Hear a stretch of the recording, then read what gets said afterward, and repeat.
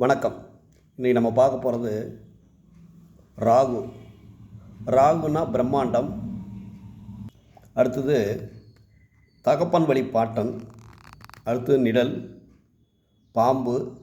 இதுதான் நம்ம பொழுதுனைக்கு திருப்பி சொல்லிகிட்டு இருக்கிறோம். ராகுவின் காரகத்துவம் நிறையா இருக்குது.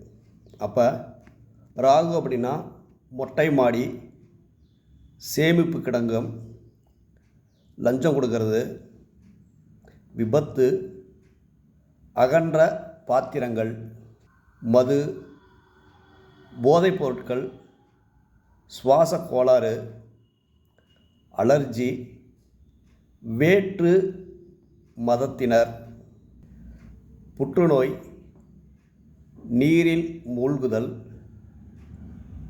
குஷ்டரோகம், குகையில் இருக்கும் வாழ்க்கை.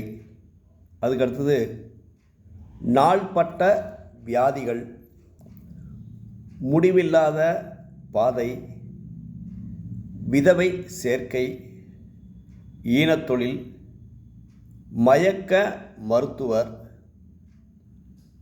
தென்மேற்கு திசை,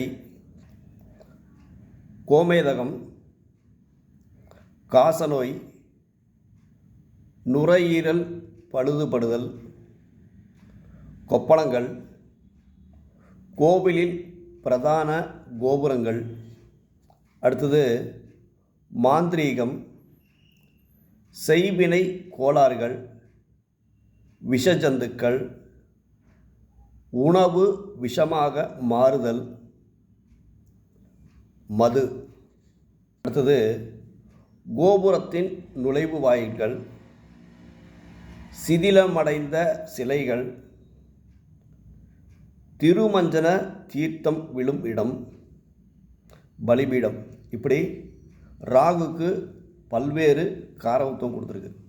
அப்போது ஒரு ஜாதகத்தில் ராகு தசை, ராகு புத்தி அல்லது ராகு கெட்டு போயிடுச்சு அப்படின்னா நீண்ட அகலமான வீதியில் நீங்கள் வாக்கிங் போகிறது ரொம்ப விசேஷமானது. எந்தவித ரகசியத்தையும் நீங்கள் வெளியிடுவது கூடாது. அதே மாதிரி தனிமையில் இருட்டில் சில நிமிடங்கள் நீங்கள் வசிப்பது. அப்போ பாம்பு புற்று வழிபாடு செய்வது, பாம்பாட்டிகளுக்கு உணவு வழங்குதல். அடுத்தது அசைவ உணவுகள் தானமாக கொடுத்தல், மொட்டை மாடியை சுத்தமாக வைத்து கொள்ளுதல், வீட்டில் உள்ள முள் இருக்கும் செடிகளை அகற்றுதல்,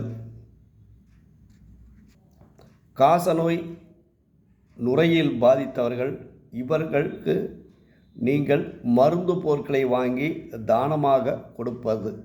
இப்படி பல்வேறு பொருட்களை தானமாக கொடுப்பதும் ராகுவின் காரகத்துவம். அப்போ இனிமேல் ராகு அப்படின்னா தகப்பன் வழி பாட்டன், நிழல் இதெல்லாம் நம்ம விட்டுட்டு இந்த மாதிரி சில பொருட்களை தானமாக கொடுப்பதும் உபயோகப்படுத்துவதும். அடுத்தது இந்த ராகு அப்படிங்கிறப்ப கொடையை கூட தானமாக கொடுத்தா நமக்கு வாழ்க்கை சிறப்பாக அமையும்.